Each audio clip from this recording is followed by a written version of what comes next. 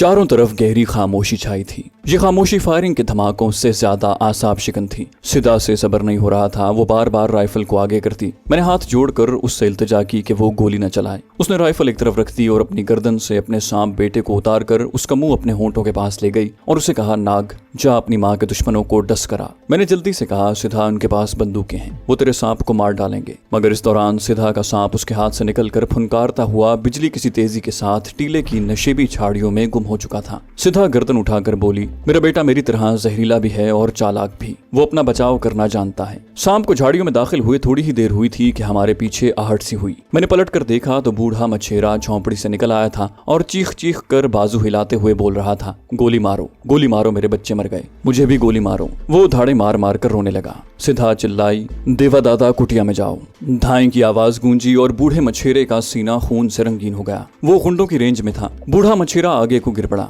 मैंने धड़ाधड़ 2 फायर किए मगर गुंडे कटे हुए तनों की ओट में थे। सिधा ने लपक कर बुढ़े को उठाया। बुढ़े के सीने से रहा सहा खून उबल रहा था। उसकी गर्दन ढलक चुकी थी। सिधा ने उसे वहीं डाल दिया। बुढ़ा मर चुका था। वो गजबनाक होकर मेरे पास आई और आते ही उसने अंधाधुंध 2 गोलियां चला दी। मैंने राइफल सिधा के हाथ से छीन ली। बावली हो गई हो, क्यों गोलियां जाया करती हो? इस बुढ़े ने खुद अपनी मौत को आवाज दी है। सिधा बेदम सी होकर बैठ गई। मैं उसकी राइफल के चैम्बर को लोड करने लगा। उसने गजबनाक होकर कहा, रघु, तुम भी मेरे दुश्मन हो, तुम मुझे खूनियों को मारने क्यों नहीं देते? मैंने कोई जवाब न दिया। उसकी भरी हुई राइफल अपने करीब रख ली और मोर्चे के पत्थरों में से दुश्मन के मोर्चे की तरफ देखा। वो अभी तक वहीं दुबके बैठे थे। सिधा ने एक तरफ जोर से थूक दिया और बोली, कोई बात नहीं रघु, नहीं तो न सही, मेरा बेटा नाग मेरा बदला लेगा। मेरी निगाहें उन कटे हुए दरख्तों के गिरे पड़े तनों पर लगी थीं जिनके पीछे बाकी गुंडों ने मोर्चा बनाया हुआ था। इतने में उधर अचानक गैर मामूली सी हरकत हुई। एक आदमी उछल कर परे गिरा। साथ ही चीख बुलंद हुई, सांप सांप। धाएं एक फायर हुआ। सिधा चिल्लाई, मेरा बेटा नहीं मर सकता, वो बचकर मेरे पास आ जाएगा। उसने एक दुश्मन को डस लिया है। और सिधा दीवानों की तरह कह लगाकर हंसने लगी। मैंने उसके मुंह पर हाथ रख दिया। खामोश रहो, क्यों शोर मचा रही हो? सिधा का सांस फूला हुआ था।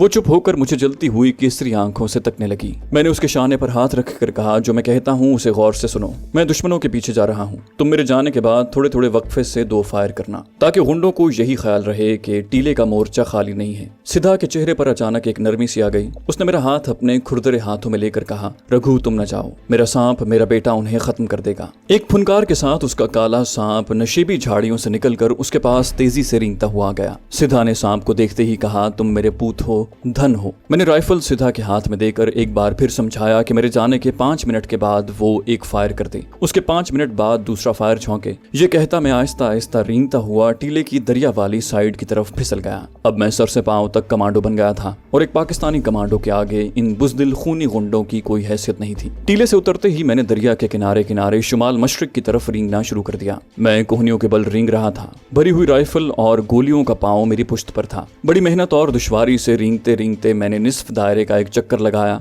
और जंगल वाले दरख्तों की कतारों की तरफ बढ़ा। ठीक उस वक्त टीले के मोर्चे पर से सिधा ने फायर कर दिया। कटे हुए 2 दरख्तों के पीछे से गुंडों ने भी जवाबी फायरिंग शुरू कर दी। इस फायरिंग से मुझे दुश्मनों की सही पोजीशन मालूम हो गई। सिधा तो एक फायर करके खामोश हो गई, मगर नीचे से बंदूकों के धमाके जारी रहे। मैं इस शोर में ज्यादा तेजी से आगे बढ़कर मिट्टी के एक ढेर के अकब में आ गया। यहाँ से मुझे कटे हुए दरख्तों के पीछे छुपे हुए गुंडे नजर आने लगे। ये कुल 4 थे और चारों ने बंदूकें संभाल रखी थी। मैं उन्हें निशाने पर ले रहा था कि सिधा ने दूसरा फायर भी कर दिया। गुंडे बड़ी मुस्तैदी से फायरिंग का जवाब दे रहे थे। बीच बीच में वो एक दूसरे को आवाज भी देते। उनके करीब ही उस आदमी की लाश पड़ी थी जिसे सिधा के सांप ने डसा था। अब इंतजार करने या दुश्मन को मजीद वक्त देने का मौका नहीं था। टारगेट बड़ा क्लियर था, अपनी जगह से बिल्कुल नहीं हिल रहा था। मैंने राइफल की नाली मिट्टी के ढेर के ऊपर रखी। एक गुंडे को अपनी जद में लिया, शिस्त बांधी और फायर कर दिया। गोली उसके जिस्म के परख चौड़ाती दरख्त के तने में घुस गई। उसके बाद कमांडो जैसी फुर्ती से दूसरा और फिर तीसरा फायर कर दिया। एक लम्हे के बाद दूसरा और फिर तीसरा गुंडा भी वहीं ढेर हो गया। चौथा बंदूक वहीं फेंक कर भागा। ये उसकी बदनसीबी थी कि वो उठकर भागने लगा था। अगर वो छलांग लगाकर दरख्तों के तने की दूसरी जानिब हो जाता तो मैं उसे हलाक नहीं कर सकता था। लेकिन जब वक्त आन पहुंचता है तो जालिम की अक्ल मारी जाती है।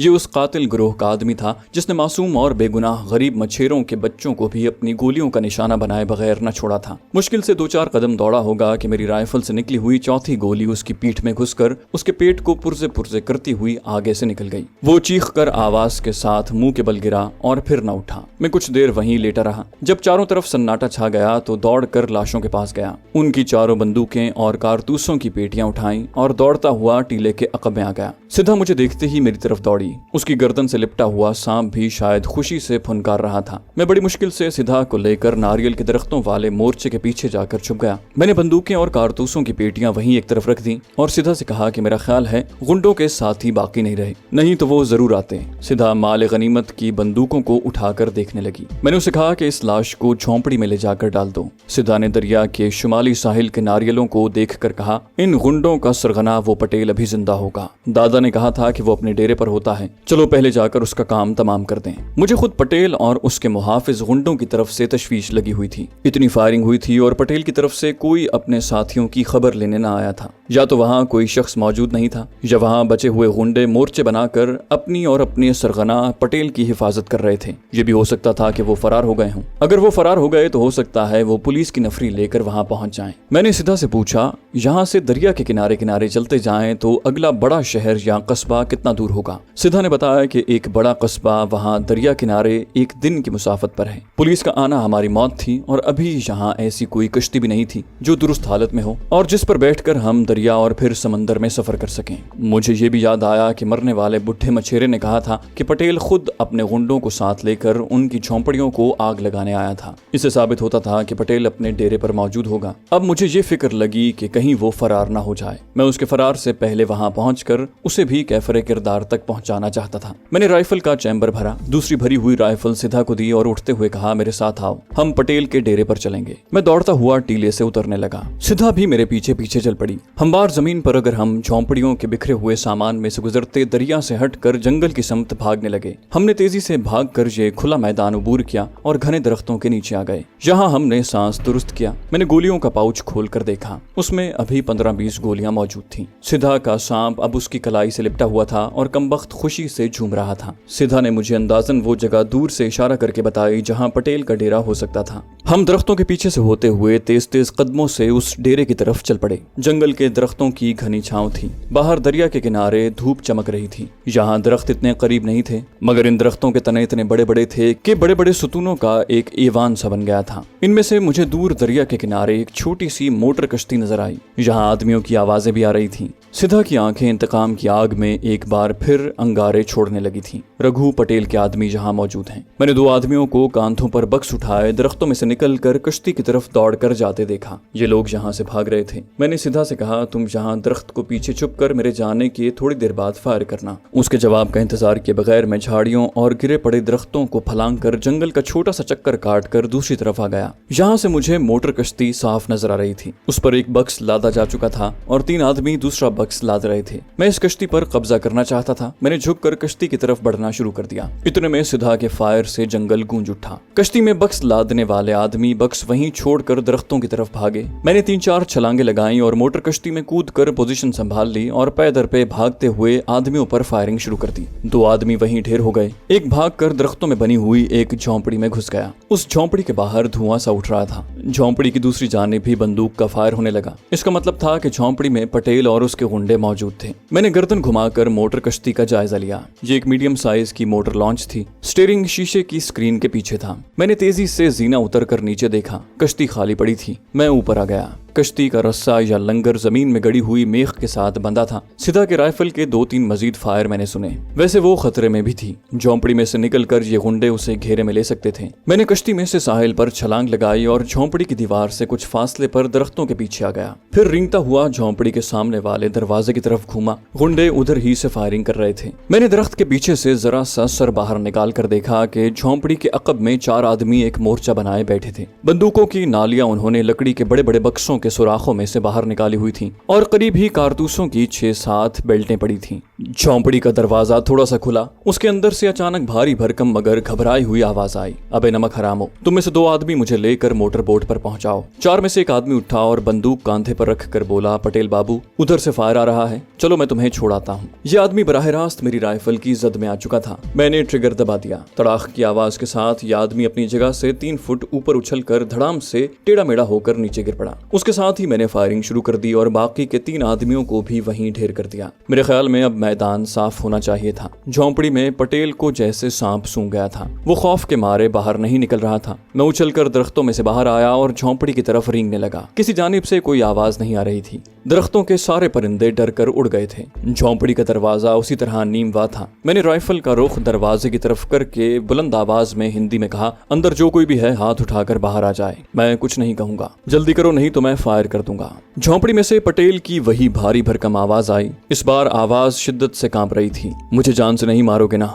मैं तुम्हें 1 लाख रुपया दे दूंगा। ये पटेल के सिवा और कोई नहीं हो सकता था। सिधा मुझसे ज्यादा दूर नहीं थी। उसने मेरी आवाज सुन ली थी। महाज भी खामोश था। वो जंगली घास में से तेजी से गुजरती मेरे पीछे आकर जमीन पर औंधी लेट गई। मुझे ये स्याह फाम लड़की भी अब कमांडो लगने लगी थी। मैंने अपनी आंखें दोबारा झोंपड़ी के अध खुले दरवाजे पर गाड़ दी। अब सिधा की राइफल का रुख भी दरवाजे की तरफ था। मैंने बुलंद आवाज में कहा, पटेल बाहर निकल आओ, मुझे तुम्हारी हर शर्त मंजूर है। चंद सेकंड बाद दरवाजा चिरचिराने की आवाज आई। फिर एक फूली हुई तोंद वाला ठिगना सा जर्द रो गंजा आदमी दोनों हाथ सर पर रखे थरथराता हुआ नमूदार हुआ। उसने सिल्क का इंतहाई बेशकीमत धोती कुर्ता पहन रखा था। पाँव में गुजराती चप्पल थी। मौत के खौफ से वाकई उस पर लर्जा तारी था। मैंने जमीन पर लेटे लेटे उससे पूछा कि उसके बाकी साथी कहाँ हैं। उसने कपकपाती आवाज में कहा, सब मारे गए ठाकुर, सब मारे गए। सारा किया धरा उन्हीं का था। मैंने कुछ नहीं किया। मेरी सोने की अंगूठी ले लो, मेरे साथ चलो, तुम्हें 1 लाख रुपया जहाँ कहोगे पहुंचा दूंगा। बक्स में 50,000 रुपए हैं, वो भी तुम ले जाओ। मैंने अपनी जगह से उठते ही एक जकन भरी लात मारकर झोंपड़ी का दरवाजा धड़ाक से खोल दिया और राइफल तान कर चिल्लाया, कोई है तो वहीं खड़ा रहे। मैं झोंपड़ी में घुस गया। झोंपड़ी खाली पड़ी थी। एक जानिब चारपाई पर शानदार बिस्तर लगा था। मैं बाहर निकल आया। पटेल को सिधा ने अपनी राइफल की जद में ले रखा था। पटेल उसी तरह अपने हाथ सर पर रखे खड़ा था। मैंने सिधा को इशारे से बुलाया। हम दोनों की शक्लें देखकर पटेल की रही सही हिम्मत भी जवाब दे गई। सिधा के स्याह फाम चेहरे, केसरी आंखें और कलाई से लिपटे शाम को देखकर उसके पसीने छूट गए। मेरी अपनी शक्ल भी किसी खून पी जाने वाले दरिंदा सिफत डाकू से कम न थी। मैंने पटेल का एक हाथ नीचे गिरा दिया। हाथ नीचे कर लो पटेल, तुम सिधा के शिकार हो, मैं तुम्हें कुछ नहीं कहूंगा। पटेल ने सिधा के आगे हाथ जोड़ दिए। नाग देवी मुझे माफ कर दो, मैंने कोई गुनाह नहीं किया। सिधा ने राइफल कांधे से लटका रखी थी। उसने अपनी कलाई से लिपटे सांप के सर पर हाथ फेरते हुए फुनकार नुमा आवाज में कहा, मछेरों की झोंपड़ियों को किसने आग लगाई थी? मेरे माता पिता, मेरे भाई बहनों और बच्चों पर किसने गोलियां चलाई थी? पटेल ने गिड़गिड़ाते हुए कहा, देवी मैया, ये सब कुछ उन गुंडों ने किया था, मैंने तो उन्हें मना किया था। सिधा ने गजबनाक होकर कलाई वाला सांप पटेल के चेहरे पर रख दिया। निर्दयी, इन गुंडों को यहाँ लाया कौन था? सिधा ने सांप को मजीद करीब कर दिया। पटेल की आंखें दहशत के मारे उबल पड़ी और फिर वो बेहोश होकर चकराया और धड़ाम से जमीन पर गिर पड़ा। मैंने सिधा से कहा, इसका काम तमाम करो और वापस अपने टीले पर चलो। सिधा ने बेहोश पटेल के गंजे सर पर हाथ फेर कर कहा, मैं तो इससे प्यार करूंगी रघु, अब मैं इस गंजे पटेल से प्यार करूंगी। ये लो, तुम मेरे बेटे को पकड़ो। उसने कलाई वाला सांप उतार कर मेरी तरफ फेंका। सांप हवा में उछल कर मेरे बाजू के साथ आकर चिमट गया। मुझे पसीना तो जरूर आ गया, मगर सांप ने मुझे कुछ न कहा। मेरी समझ में नहीं आ रहा था कि ये वहशी तमिल लड़की पटेल के साथ किस किस्म का प्यार करना चाहती है। मेरे देखते देखते सिधा ने अपना मुंह पटेल के गाल पर रख दिया और फिर गहरे गहरे सांस लेने लगी। मैं अपनी जगह पर साकित खड़ा उसे देख रहा था। जब वो पीछे हटी तो पटेल के गाल से स्याह रंग का खून बह रहा था। सिधा, उस नागन वहशी लड़की ने पटेल के गाल को काट कर अपने दांतों का जहर उसके खून में शामिल कर दिया था। सिधा ने पटेल के पेट में लात मारकर कहा, इस राक्षस को इसी तरह मारना चाहती थी। लात मारने से पटेल को होश आ गया। उसने गर्दन उठाकर अपने जिस्म को देखा कि गोली तो नहीं लगी। उसके गाल से खून के स्याह कतरे उसके बेदाग कमीज पर गिरे तो उसने अपने गाल को हाथ लगाकर देखा। ये जहर है राक्षस, ये मेरे इंतकाम का जहर है। पटेल का मोटा भद्दा जिस्म आहिस्ता आहिस्ता लरजने लगा, अपनी गर्दन को मसलने लगा। उसके हल्क से हल्की सी चीख निकली जो एक खरखराहट में तब्दील हो गई। उसके हाथ जमीन पर गिर पड़े। नाक से स्याह खून जारी हो गया। जिस्म की लर्जिश रुक गई और गर्दन एक तरफ को ढलक गई। अब उसके कान से भी स्याह खून बह रहा था। सिधा ने एक वहशियाना कहकहा लगाया, राइफल उठाकर पटेल के पेट को निशाना बनाया और धाएं से फायर कर दिया। पटेल का जिस्म जरा सा उछला और तोंद हल्के से धमाके से फट गई। अंतड़ियां बाहर को उबल आईं। मैंने सिधा का बाजू थामा और उसे घसीटता हुआ दूसरी तरफ ले गया। सिधा पर वहशत सवार थी। शायद वो पटेल की लाश को कच्चा चबाना चाहती थी। वो मेरे बाजुओं से निकल जाती। मैंने बड़ी मुश्किल से उसे संभाला और झोंपड़ी के दूसरी तरफ ले जाकर एक मटके से पानी पिलाया। वो जमीन पर बैठ गई। फिर अपने माता पिता को याद करके देर तक रोती रही। मैं उसके सर पर हाथ रखे उसे दिलासा देता रहा। जब उसकी तबीयत को कदरे सुकून आया तो हम मोटर कश्ती में आ गए। उसकी तलाशी ली। बक्स को खोल कर देखा। उस बक्स में सिवाय ऊट पटांग चीजों और मजदूरों के बही खातों के और कुछ न था। एक बक्स बाहर साहिल पर गिरा पड़ा था। उसे खोलकर देखा तो उसमें साफ सुथरी धोतियां, कुर्ते और 4 नई चप्पलें बरामद हुई। एक रुमाल में 2000 रुपए के करेंसी नोट लिपटे हुए थे। हमने ये चीजें एक गठरी में डालकर मोटर कश्ती में रख दी। अब वापस झोंपड़ी की तलाशी लेने आए। देखा कि पटेल की लाश गल सड़ गई थी और उस पर कीड़े मकोड़े रेंग रहे थे। सख्त बदबू आ रही थी। हमने झोंपड़ी में जाकर तलाशी ली, जहां दीवार के साथ आटे चावल की बोरियां, घी के कनस्तर वगैरह पड़े थे। एक बड़ी कीमती राइफल और गोलियों का बेल्ट दीवार से टंगा था। ये शायद पटेल की अपनी राइफल थी। कमबख्त इस कदर बुज़दिल था कि उससे कोई काम न ले सका। हमने कपड़ों की गठड़ी भी वहीं पलंग के बिस्तर पर फेंक दी। लाश की बदबू अंदर आ रही थी। हमने बाहर आकर इधर उधर से खुश्क टहनियां, पत्ते और सूखे दरख्तों के गिरे पड़े टुकड़े एक कोने में जमा करके पटेल की लाश पर फेंकी। फिर दूसरे आदमियों की लाशों को भी वहीं ढेर किया। कुछ और लकड़ियां और दरख्तों के कंधे लुढ़का कर लाशों पर डाले और आग लगा दी। सिधा इन लाशों को जलने दो, चलो हम वापस टीले पर चलते हैं, मुझे भूख लग रही है। वापस टीले पर आए तो बुढ़े मछेरे की लाश भी बदबू देने लगी थी। सिधा के कहने पर हमने बूढ़े की लाश को दरिया की लहरों के सुपुर्द कर दिया। झोंपड़ी के बाहर बैठकर हमने दिन का बचा हुआ खाना यानी मछली और जवार के आटे की रोटी खाई, पानी पिया। मैं दरख्तों वाले मोर्चे के साथ टेक लगाकर नींद दराज हो गया। सिधा झोंपड़ी के सामने आलती पालती मारकर बैठ गई। मुझे फौरन नींद आ गई। वो रात हमने टीले वाली झोंपड़ी में ही बसर की। दूसरे दिन हम पटेल के डेरे पर आए तो देखा कि लाशें जलकर स्याह हो चुकी हैं। हम अपनी राइफलें और दूसरी 4 बंदूकें भी उठाकर उसी झोंपड़ी में ले आए। यहाँ पटेल का शेव का सामान, तेल, कंघी और खुशबूदार तेल और तौलिया भी था। एक ट्रंक में उसके कपड़े भी पड़े थे। मैंने सबसे पहले सेफ्टी रेजर से शेव बनाई, अपनी मूछें कैंची से काटी, फिर दरिया पर जाकर साबुन मल कर गुस्ल किया। अपने खाकी गंदे फटे पुराने कपड़े उतार कर सफेद धोती और सफेद कुर्ता पहना। पाँव में पटेल की नई चप्पल डाली। इतने में सिधा भी नहा धोकर आ गई। उसने बालों में तेल डालकर उन्हें धोया था। मुझे देखते ही बोली, तुम तो बड़े सुंदर हो। मैंने कहा, तुम भी तो बहुत सुंदर हो, जंगल की देवी लग रही हो। वो बालों में पटेल की कंघी फेर रही थी। नहाने धोने से उसका रंग निखर गया था। उसने भी सफेद धोती और कुर्ता पहन लिया। कुर्ते के लंबे बाजू उसने कैंची से कोहनियों के करीब से काट दिए। नीचे से कुर्ते का घेरा भी कमर तक काट कर अलग कर दिया। ये कुर्ता एक रेशमी शलोका सा बन गया। सिधा ने बालों का जूड़ा बनाकर जंगल से उसमें गुलमहर का सुर्ख फूल तोड़कर लगा लिया। उसका रंग निखर कर ज्यादा आबनूसी हो गया था। वो काले जंगलों की काली देवी लग रही थी। उसने आग जलाकर केतली में चावल पकाए। मैं 2 जंगली मुर्ग मार कर ले आया। उस रोज हमने एक मुद्दत के बाद उम्दा किस्म की ग़िज़ा खाई और सो गए। दोपहर के बाद कहीं मेरी आंख खुली, देखा कि सिधा वहां नहीं है। चौंक कर इधर उधर देखा, हर शय अपनी जगह पर थी। सिधा की राइफल भी झोंपड़ी के बाहर दीवार से लगी थी। मेरी तसल्ली हो गई। इतने में सिधा जंगल की तरफ से आती दिखाई दी। करीब आकर बोली, मेरे राजा पतिदेव रघु, हम अब यहीं रहेंगे। देखो यहाँ सब कुछ है। जंगली बेर मैं तुम्हारे लिए लाती हूँ। इस सारे जंगल को मैं जानती हूँ। उसने झोली मेरे आगे उलट दी। सब्ज मोटे मोटे बेर बड़े मीठे थे। हम बेर खाने लगे। सिधा कहने लगी, यहाँ खेल कूद कर मैंने अपना बचपन गुजारा है रघु, तुम मेरे साथ यहाँ रहोगे ना? मैंने कहा, क्यों नहीं, जरूर रहूंगा, लेकिन तुम भूल गई हो कि हम 12-13 आदमियों का खून कर चुके हैं। बहुत जल्द पटेल के रिश्तेदार उसकी तलाश में यहाँ आएंगे। हो सकता है उनके साथ पुलिस भी हो। मेरे साथ तुम भी पकड़ी जाओगी। सिधा एकदम चुप हो गई। फिर अपनी राइफल थाम कर बोली, रघु, हम उनका मुकाबला करेंगे। मुझे अब निशाना लगाना भी आ गया है। यहाँ कारतूस भी बहुत हैं। मैंने कहा, कहाँ तक मुकाबला करेंगे? बंबई की सारी पुलिस यहाँ आकर हमें घेरे में ले लेगी, फिर हम कहाँ जाएंगे? सिधा का चेहरा उदास हो गया। मैंने आहिस्ता से कहा, ये भी सोच लेंगे कि कहाँ जाना है, अभी ये बेर खाओ। सिधा से ज्यादा मुझे ये गम खाया जा रहा था कि इस लड़की को लेकर कहाँ जाऊंगा। हकीकत ये है कि मुझे उस लड़की से थोड़ी सी मोहब्बत थी। इसके सिवा मेरा इस दुनिया में कोई दूसरा नहीं था। अपने ससुराल वो वापस नहीं जा सकती थी। वो लोग उसे जरूर मार डालते। यहाँ वो अकेली नहीं रह सकती थी। मैं अपने साथ उसे कैसे ले जा सकता था? मेरा मिशन बेहद अहम था। मुझे डॉक्टर आफरीदी को भारतीय कैद से छुड़ाकर बंबई पहुंचाना था। जिस जंगल में डॉक्टर आफरीदी कैद था, मेरे अंदाजे के मुताबिक यहाँ से वो दरिया के ऊपर की जानिब 50-60 मील के फासले पर था। मैं इस मिशन में सिधा को साथ नहीं ले जा सकता था। मुझे ले जाना भी नहीं चाहिए था। आखिर वो एक भारतीय लड़की थी और मैं पाकिस्तानी मुसलमान जासूस। अगर उसे पता चल गया कि मैं मुसलमान हूँ और पाकिस्तानी एजेंट हूँ, तो उसके अंदर भारत माता का प्यार बेदार हो सकता था और वो मुझे गिरफ्तार करवा सकती थी। कम से कम मुझे इसी तरह सोचना चाहिए था। इस जंगल में पटेल के डेरे पर भी ज्यादा दिन नहीं रह सकते थे। कुछ दिन गुजरने पर जब कस्बे में पटेल के घर बार वालों को उसकी खबर न मिली, तो ऐन मुमकिन है कि उसके बेटे पुलिस की गार्ड लेकर यहाँ पहुंच जाएं। मेरा जहन किसी नतीजे पर नहीं पहुंच पा रहा था। काफी सोच विचार के बाद मैंने यही फैसला किया कि सिधा को मैं बेजारू मददगार छोड़कर नहीं जाऊंगा।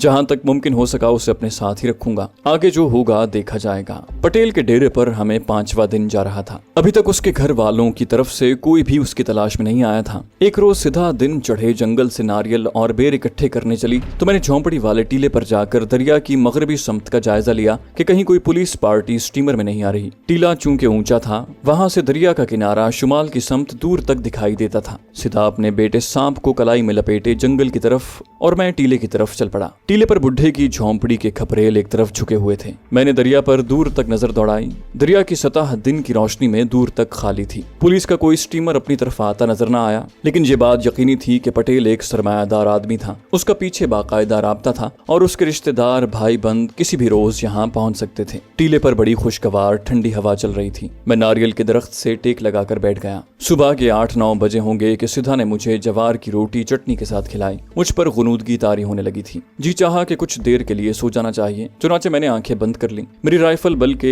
यूं कहना चाहिए कि पटेल की राइफल और गोलियों की पेटी मेरी गोद में पड़ी थी। मुझे नींद आ गई। कोई घंटा 1.5 घंटा तक सोता रहा। किसी चूंटी ने मेरी गर्दन पर काटा तो मेरी आंख खुल गई। मशरिक की तरफ से बादलों के टुकड़े आसमान पर बढ़ते चले आ रहे थे। मैंने जमाई ली और चूंटियों को उंगलियों से मसलता हुआ उठा और टीले से उतरने लगा। उतरने से पहले मैंने एक बार फिर दरिया के शुमाल की जानिब निगाह डाली। किसी स्टीमर या कश्ती का दूर दूर तक निशान नहीं था। खुदी हुई जमीन पर पटेल के गुंडों की लाशें गलने सड़ने लगी थीं और 2-4 गिद्ध जाने कहां से आकर लाशों को भंबोड़ रहे थे। मैं राइफल कांधे से लटकाए मजे मजे से टहलता पटेल के डेरे की तरफ जा रहा था। बादल आहिस्ता आहिस्ता आसमान पर छा रहे थे। सूरज उनके पीछे छुप गया था और दरिया पर छांव आ गई थी। मैंने सोचा कि सीधा जंगल से नारियल इकट्ठे करके ले आई होगी। उसे कहूंगा कि आज नारियल के दूध वाली चाय बनाए। इस किस्म की चाय मैंने एक बार मद्रास में पी थी। जंगल के किनारे दरख्तों में से होता हुआ मैं डेरे पर आ गया।